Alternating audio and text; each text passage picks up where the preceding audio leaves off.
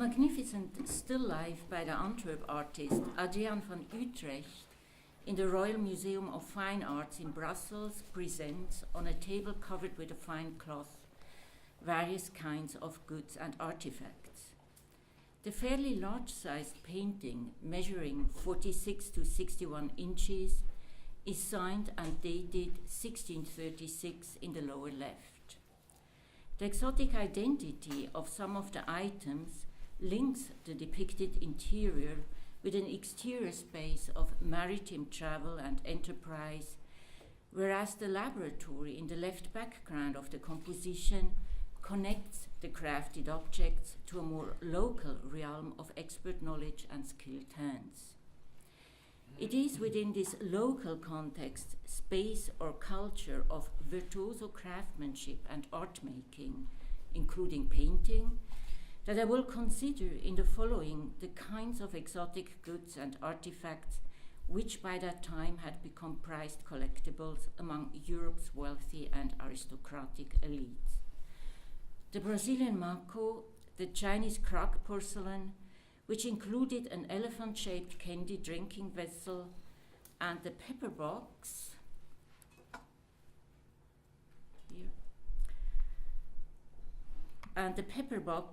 half hidden behind the silver dish with a mythological maritime scene, would have drawn the imagination of a period viewer to the faraway markets in Brazil, India, and China, the most lucrative trading posts of the Portuguese and Spanish empires in the New World.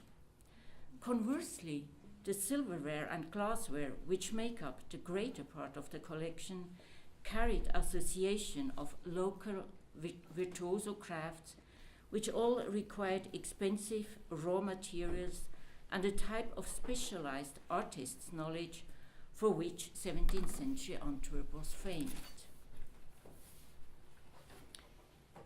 By embedding a more distantly viewed scene within the larger still life composition, van Utrecht took up a pictorial device developed in 16th century Antwerp, which continued to be used throughout most of the 17th century. In his widely published book, L'Instauration du Tableau of 1999, the English title is The Self-Aware Image, Victor Stoichita understands these paintings as self-consciously referring to their artists' creative selves, and thus terms them images redoublées or split images. Van Utrecht's Brussels still life, however, presents the whole range of arts and crafts originating in alchemy: the goldsmith art, glassmaking, ceramics, and, as will be further discussed, painting, as well as the imagery generated by these arts through the use of various materials, tools, and techniques, such as, in the case of gold and silverware, embossing, chasing, engraving, and pouncing. While the individual artifacts depicted in van Utrecht's composition are frequently cited in the literature on 17th century Flemish silverware and glassware, there has been little discussion of the painting in the art historical literature. It was stored away for years in the Brussels Museum collection before recently being put on display in an exhibition at the Musée Marmottan, Paris. The short entry in this exhibition catalogue understands it as a vanitas, the alchemical scene in the background underscoring the futility of all commercial endeavors and artistic pursuits. In the following, I approach van Utrecht's painting from a different angle, linking it to a specific Flemish imagery of the element of fire or the forge of Vulcan. Invented by Jan Brochel the Elder in about 1605, these northern allegories of fire also reference distinct spaces, often interior spaces, in which the spheres of art making, judging, and exhibiting converge.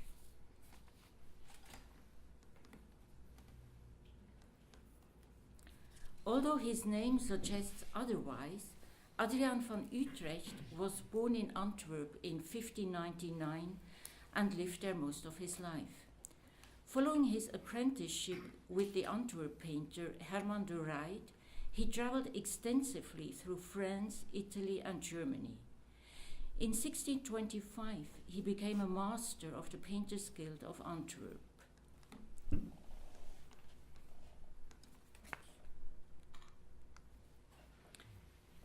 Following his return to Antwerp, Adriaan van Utrecht became primarily known for his mastery in the depiction of fruits, living and dead animals, and especially Indian birds and other fowls, as Cornelis de Bie states in Het Gulden Cabinet of 1661, a series of biographies on Flemish artists published 9 years after Adriaan van Utrecht's death.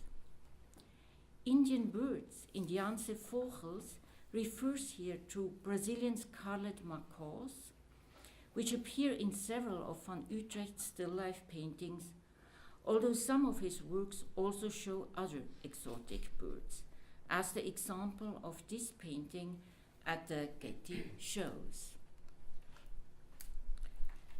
In the Brussels painting too, a vibrant red Brazilian macaw of exceptionally large size is sitting on its perch, turning a pale yellow eye towards the viewer.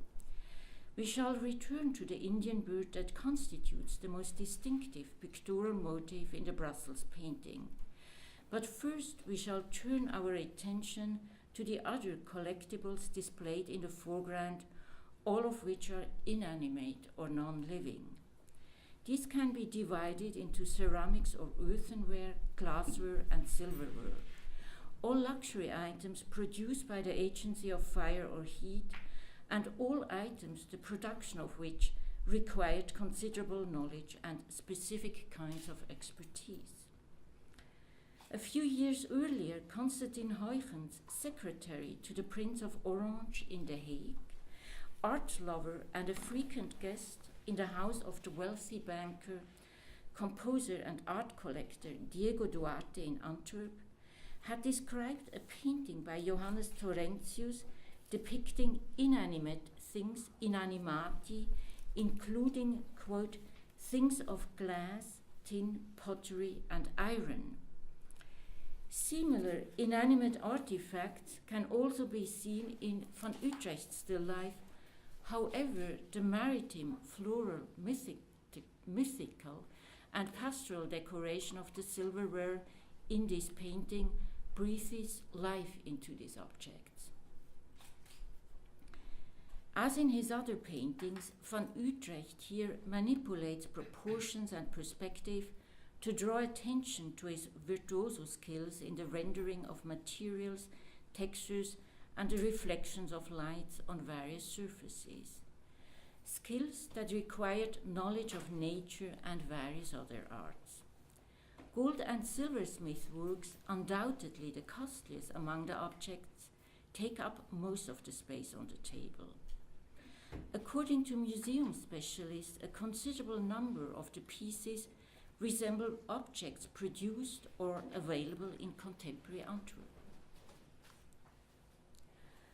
Among the more conspicuous items are a chased silver basin decorated with shell-like cartouches containing tritons.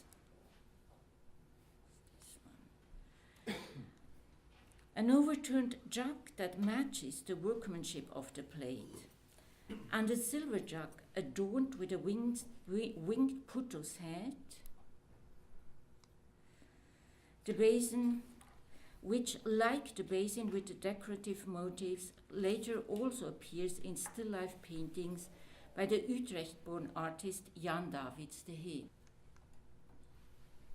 In van Utrecht's composition, a large standing cup, its cover surmounted by a so-called Roman soldier, has been placed in front of a silver plate with a maritime scene. The basin closest to the viewer's space represents the priest king Melchizedek offering bread and wine to Abraham and his soldiers. This one. A subject commonly understood as a prefiguration of the Last Supper. In front of it, there is a silver-mounted case with what seems to be a set of cutlery. To its right lies an upturned drinking glass holder with brackets to hold the glasses in the shape of winged protons. There are further objects made by the formative powers of both art and nature. In the foreground, a concave shell with its iridescent interior has been mounted in silver and transformed into a drinking vessel. The goblet next to the Chinese porcelain is made out of rock crystal. Further to the right, there is a turbo shell cup, the shell supported by a mermaid kneeling on a shell-shaped base. There is also a necklace of rather large amber beads, an organic material, the numerous virtues of which were elaborately described in 16th and 17th century medical and natural philosophical tracts. Lodovico Guicciardini, in his Descrizione di tutti I paesi passi, first published in Antwerp in 1567, mentions the considerable quantity of yellow amber imported to Antwerp from the northern countries, praising the material for its highly flammable quality as well as its healing power against many ailments, including malaria and the plague. Finally, the pepper box to the right of the basin with maritime motifs represents another luxury commodity intimately linked to Antwerp's long history of international trade. The fact that the Portuguese crown had made Antwerp its staple market for spices at the beginning of the 16th century had driven the city's spectacular rise. On a buffet are featured a variety of cristallo glasses à la façon de Venise, similar to the glassware that was produced or traded in the glass factories of early 17th century Antwerp. Among them are two tazzas, one of them lying on its side, a table bell,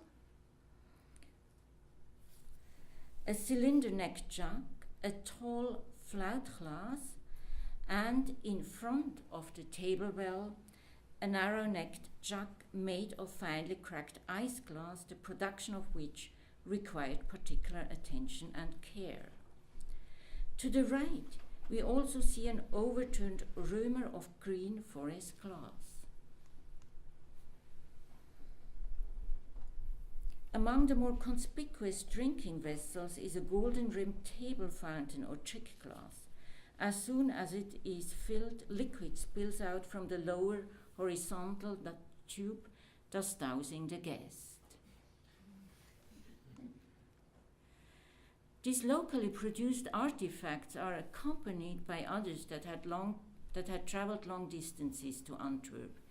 Depicted are 3 blue and white Chinese Prague porcelain dishes, 2 small bowls, and an elephant-shaped candy, all of them dating from the Wanli Tianqi period.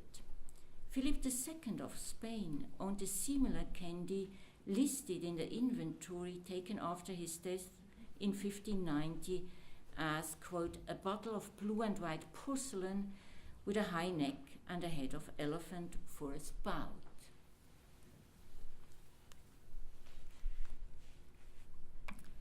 To the discerning eyes of a 17th century connoisseur with an interest in the sensory quality of things, Van Utrecht's painterly exploration into the world of material surfaces and their changing appearances would have been the most striking aspect of the painting. Next to the Spanish courts in Brussels and Madrid, the wealthy Portuguese and Spanish merchant bankers in Antwerp, in particular, would have responded to paintings concerned predominantly with the depiction of precious silverware, glassware, and ceramics. In the 1630s, the Duarte family, with Gaspar Duarte and his son Diego Duarte, who were also friends of Constantine Huygens, had a remarkable collection of Chinese porcelain, a superb collection of paintings, and, among many other treasures, a parrot or Indian raven recorded as being alive in March 1632.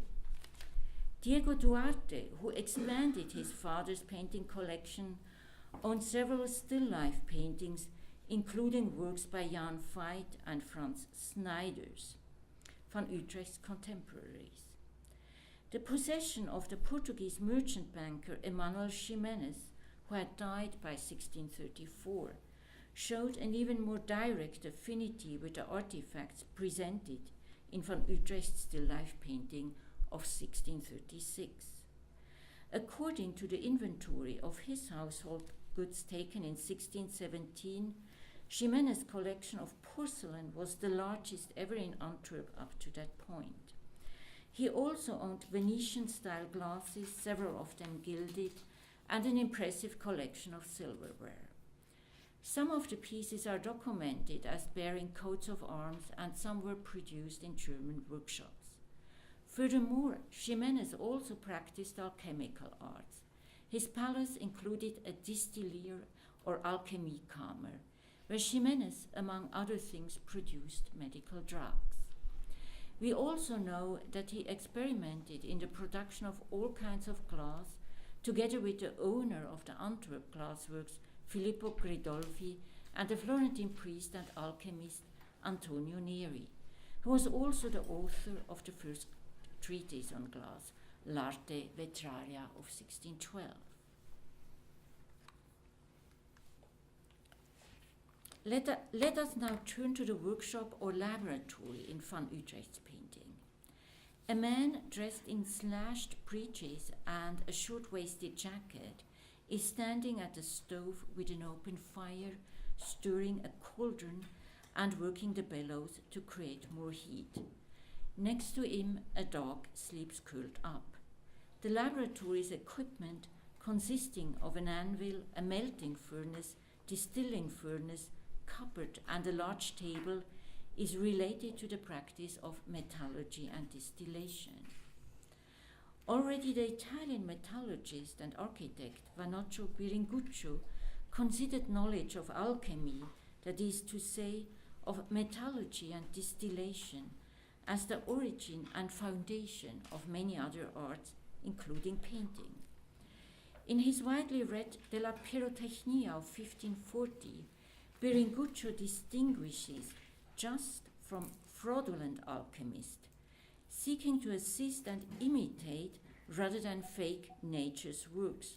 Virtuous alchemists give, quote, birth every day to new and splendid effects, such as the extraction of medicinal substances, colors, and perfumes. Painters, too, purchased pigments made by alchemy to produce specific colors in imitation of nature, a point that will be further emphasized in the Netherlandish literature on art, as we will see. In Van Utrecht's still life, the laboratory thus references the site where the precious items displayed in the foreground had been wrought by skilled hands before they were further perfected by the painter's art. The picture within the picture further indicates that Van Utrecht's composition was meant to be viewed as a eulogy of the creative force of fire, considered to be the most powerful agent of transformation and change. Pliny, at the end of Book 13.6 of his Natural History, summarizes his views about the relationship between art and nature with the following words. This is a quote. Now that we have discussed everything that depends on men's ingenuity to make art imitate nature, we must still marvel that there is almost nothing that cannot be completed with the use of fire. Fire, this immense and unstable part of nature, which makes us doubt whether it mostly devours or creates. End of quote. Produced by the power of fire are, according to Pliny, glass, all of the metals, silver, gold, copper, and iron, as well as wax and pigments, both called pharmakon in Greek. In other words, the substances from which Adrian van Utrecht's painting was also made. In early modern mythographic literature, Vulcan's forge was frequently associated with alchemy and the more physical and material aspects of the visual arts. In 1556, Vincenzo Cartari, for example, identified the limping god Vulcan with natural and generative warmth, calore naturale generativo. In Cartari's view, Minerva, who refused to become Vulcan's spouse, stands for industry, invention, and ingenuity, whereas Vulcan, or fire, puts to work what ingenuity or Minerva has designed. The passage also indicates that Cartari wished to distinguish the work of the painter, whom he compared to the poet, from that of the craftsman, while keeping alchemy as the common origin of both arts. Karl von Mander, in his commentary on the Metamorphoses of Ovid, the second to last volume of the Schilderboek of 1604, further expands on these views. In his chapter on the second book of the Metamorphoses, von Mander defines fire's heat as the cause and origin of all arts and crafts. And he introduces Vulcan as the first king of Egypt who found and taught the beneficial use of fire. Practitioners of all arts are thus distinguished from average men by their fiery, lively spirit. Von Mander, however, clearly differentiates between a painter's fiery spirit and an alchemist's gold-loving spirit, nourished, as he writes, by avarice and greed. Moreover, in the first volume of the Schilderboek, the didactic poem on the foundation of painting, von Mander repeated the old argument which can already be found in Pliny, that a painting in 4 colors by Apelles is worth more than a trough of gold. Before elaborating on von Mander's distinction between alchemist, artist, and craftsman, a few words about Antwerp's culture of collecting may be helpful. Antwerp's rise to a marketplace of the world emporium in the 16th century was most accurately described by the Florentine merchant, humanist, and cartographer Ludovico Guicciardini.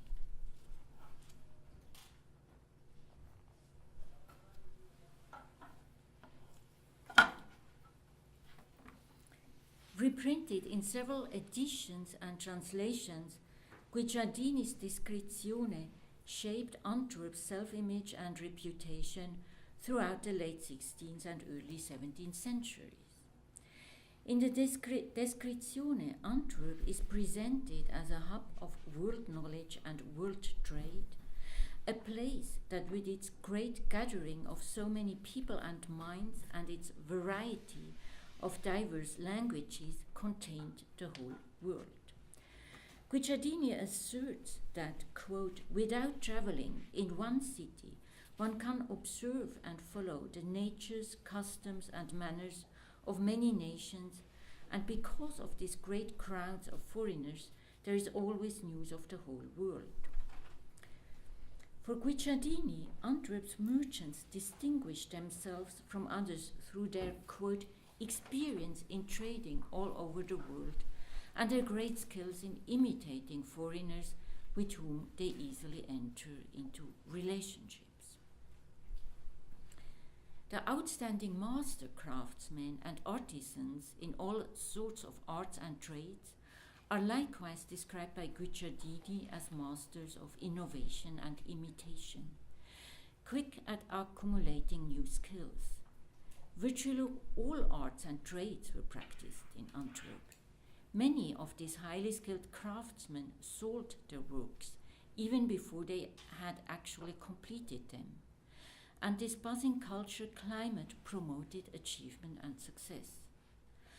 Among the master artisans, Guicciardini singles out the goldsmiths, the glass makers who produce very beautiful glasses in the Venetian manner, the cutters of jewels and other precious stones who create in truth marvelous works and carry on amazing commerce. So these are all quotations.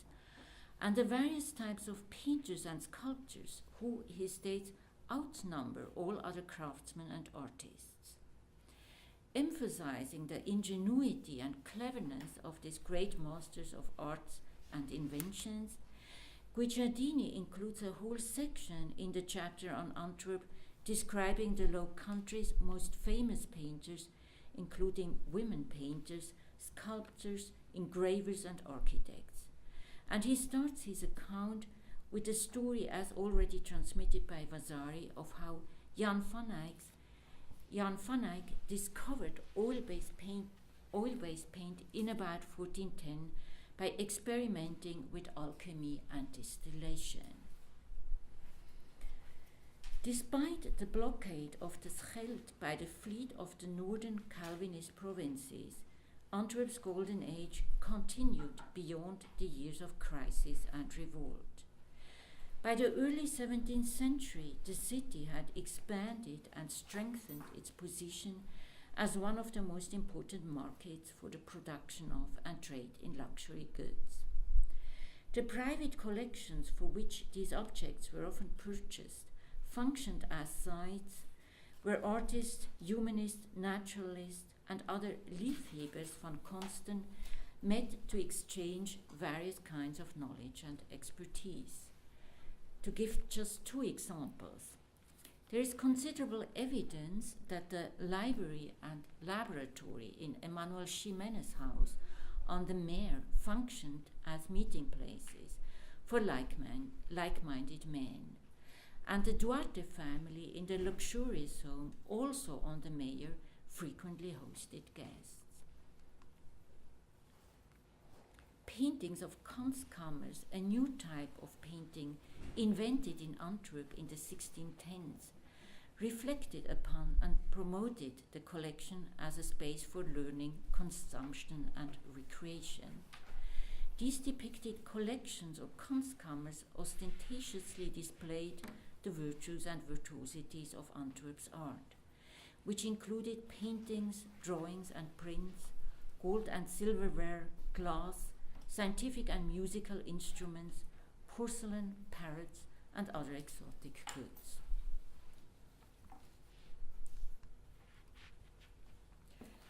Related to the Antwerp Kunstkammers was the rich northern imagery of the four elements, which explored the boundaries between art and nature, and upon which Van Utrecht's allegory of fire also drew.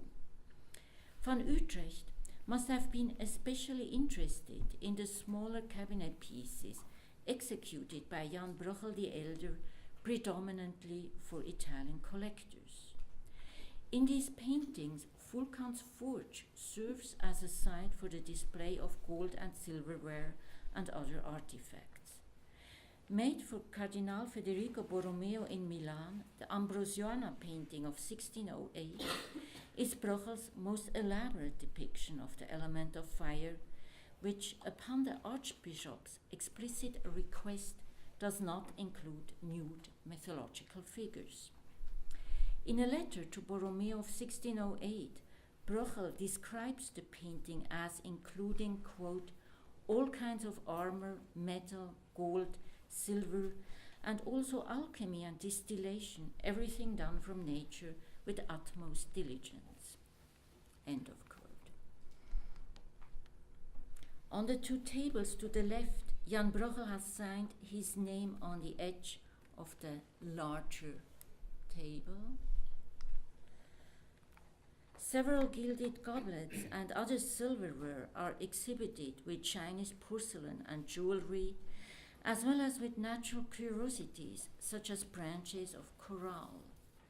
The tools employed to produce them are also shown. Next to various other kinds of metalwork, Bruegel's painting also features stoves, ovens, and other instruments for distilling medicines and life-giving tonics, as suggested by the labels on the bottles displayed on a low table at close range. One bottle is labeled aurum potabile, potable gold, a tincture considered to be an antidote against the plague. Another, possibly ceratum mercuriale, an ointment based on mercury and used against syphilis. Still other bottles contain drugs made from mother of pearl and coral. The remedies reference the therapeutic effects of drugs made from precious metals and natural substances, as well as, one might assume, of Prochel's art. These effects were certainly noted by Cardinal Federico Borromeo and the physician Giulio Mancini, both eminent collectors of Jan Brochel's works, who also wrote treatises on the visual arts. I would like to spend now a few moments on a tangential discussion of a related painting. The stage is a dark grotto, the type of interior space imagined to contain hidden treasures. The composition is painted on a large canvas, or more precisely on two strips of cloth sewn together, both of a standard width of about 1.5 ells. The two sides present different types or genres of painting, which were also executed by two or even more than two artists. On the left is a bacchanalian scene with Peter Paul Rubens' first masterfully painted Silenus.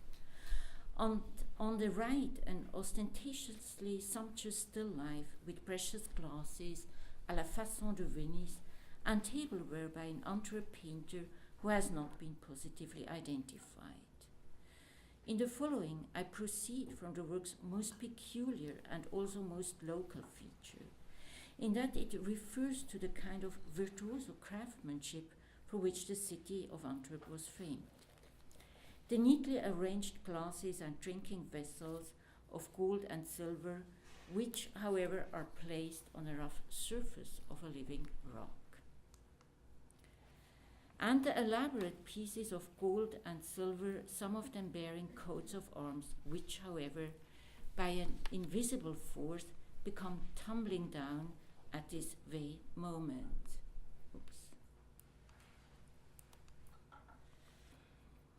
Evoking the sensory experience of sound.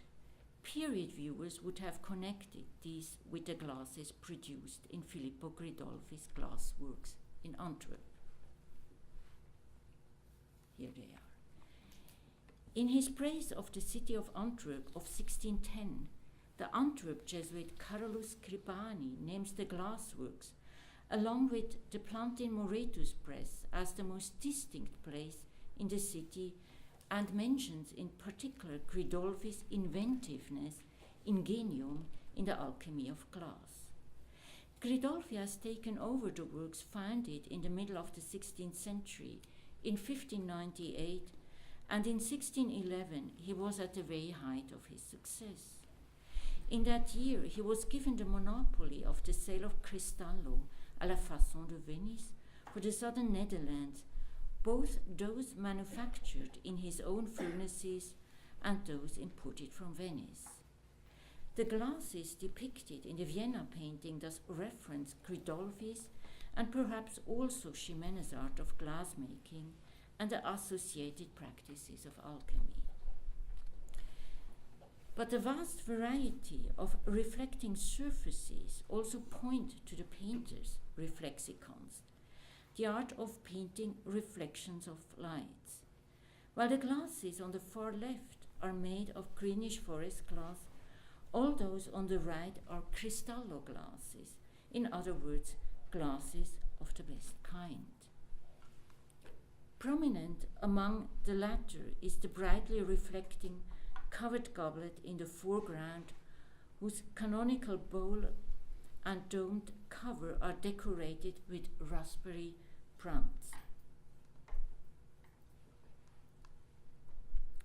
There then follows a tall flute with a gilded rim, a smaller corrugated glass, and a goblet with an eight-sided ball, gilded rim, and an unusual stem with wings. Among the glasses are also splendid metal vessels with a tazza at the wavefront, and next to it a richly embossed and ornamented gilt goblet. While the glasses consist mainly of new items linked with Gridolfi's name, the silverwork is made up of older pieces, and perhaps not all of the depicted pieces would have been produced in Antwerp. Most of what is on display are spectacular examples of the metalwork made a few decades earlier, which are here presented as valuable antiques and point to the city's long tradition as a center of the goldsmith art. As already mentioned, the dishes are shown tipping over, and there is considerable spilling of wine, a fluid with rich alchemical associations. From the shell-shaped spout of an elaborately ornamented ewer, wine is flowing into a precariously balanced porcelain bowl from China. I was recently informed by Teresa Canepa that this large porcelain may be dated to the early Ming dynasty, early 15th century, and would have been considered a rare and valuable commodity. While assembling objects of a similar kind, Van Utrecht's still life amplifies their presence by showing them at such close range and in such accurately observed detail that they would have pleased and challenged the sensibilities of European collectors and connoisseurs. The individual pieces, boasting value and prestige, would have evoked the kind of cosmopolitan magnificence associated with aristocratic and wealthy merchants' circles. Adrian van Utrecht further adopted visual strategies that had already been used by Jan Bruegel the Elder in the Prado series of the Five Senses, executed in 1617 to 1619. In the images of the so-called lower senses, the arts and techniques that stimulate the senses are also depicted. The distilling of fragrances and perfumes in smell, the cooking of food in taste, the forging of armor and weapons in touch. Quite similarly, in Van Utrecht's still life painting, the sites of lavish display and material production are interrelated. The references to alchemy and distillation also link Van Utrecht's mastery in brilliant tonalities to the legendary heritage of Jan van Eyck, the founding father of the Netherlandish school of painting. Achieved by trial and error, or so it was said by Vasari and many others, through experiments with alchemy and distillation, Jan van Eyck's invention of oil-based paint made, quote, color so brilliant as to give it luster by itself without varnish, as the incident is first recounted in Vasari's life of Antonello da Messina. Expanding on and deviating from Vasari's account, Karel van Mander in the Schilderboek of 1604 celebrates Van Eyck's new invention as a novum repertum, which, like gunpowder and the printing press, was known neither to the ancient Greeks nor to the modern Italians, and thus constituted a turning point in the history of European art. Alluding to Vasari's fictional account about Antonello da Messina's travels from Messina to Naples and then to Bruges, Van Mander writes that, quote, people came from the land of the Cyclops and the ever-smoldering Mount Etna to see such a remarkable invention. In Van Mander's account, Jan van Eyck's workshop is considered superior to the forge of Vulcan, believed to be located beneath Mount Etna, and Jan's art superior to the works made by Apelles and by Vulcan, the inventor of all arts produced by fire, as well as by contemporary Italian painters. Van Mander emphasizes that Van Eyck's noble find made colors appear more lifelike and thus, quote, made it possible for our art to get closer to or to become more like nature in her forms, end of quote. Similarly, Van Mander describes his friend Henrik Holtzius as a painter in the pursuit of the knowledge of nature, calling him a natural philosopher and thus the true successor of Jan van Eyck. It is in this context that Van Mander mentions Holtzius' motto, honor above hold, eer boven gold, which casts Holtzius' artworks as something worth more than silver and gold, and which was first used by the artist in the auspicious year of 1600.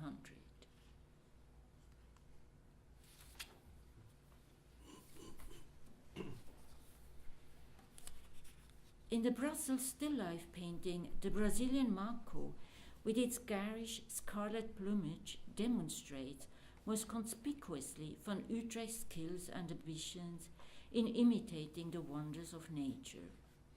Joachim von Sandra wrote that Adrian van Utrecht was first trained as a bird taxidermist, making, quote, all kinds of game birds, poultry, whole peacocks, and their common motions and actions to such a degree natural and life-size that everyone believed they were actually present. Several biographers, including De Bie and Sandrar, noted that both Philip IV of Spain and the Dutch, who were also experts in commerce and trade, had a particular liking for Van Utrecht's works. Presented as gifts from indigenous peoples or hunted and collected, parrots were among the first treasures sent to the Iberian Peninsula and then circulated around European markets and courts.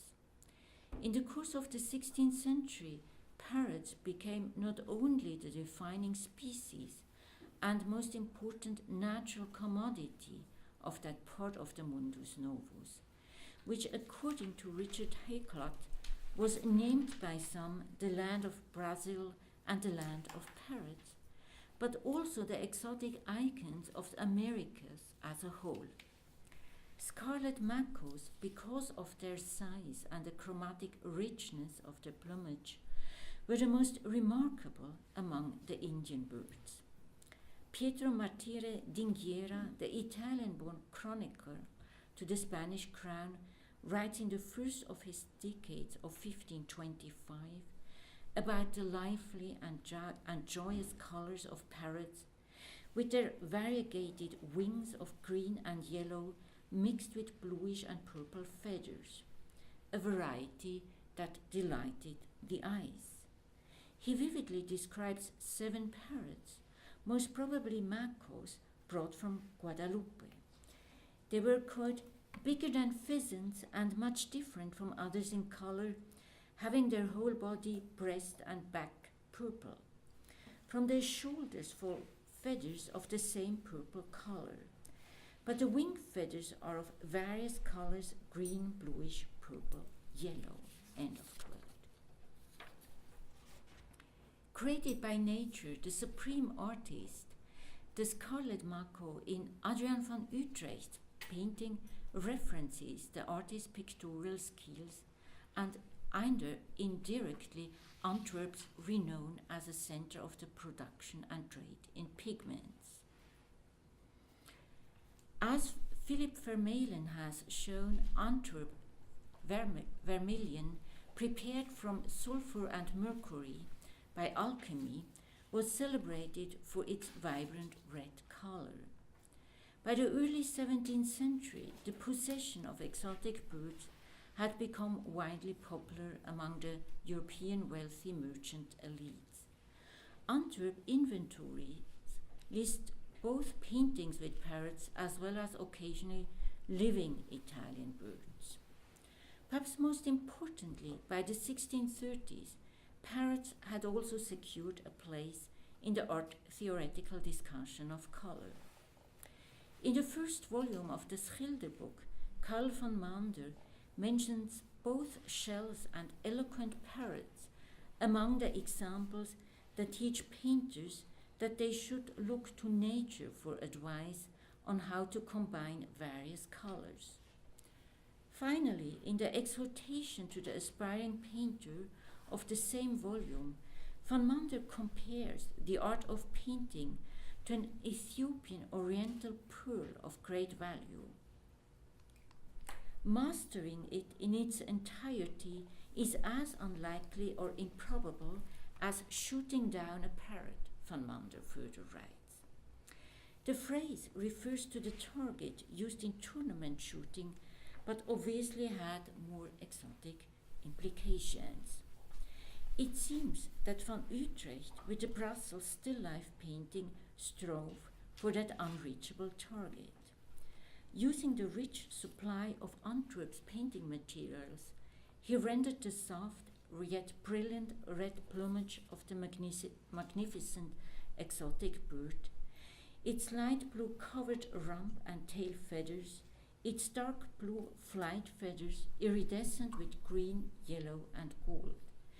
Demonstrating his skills in working from life, naar het leven, the artist faithfully painted the bird's grayish-white beak with its black spot at the base, the whitish featherless cheeks, and the light yellow eyes, which identify this macaw as an adult. Van Utrecht thus created a painting that joined the artifice of a foreign nature and the mimetic ambitions of alchemy and the pictorial arts, thus appealing both to the eye and the imagination of its learned viewers. Thank you.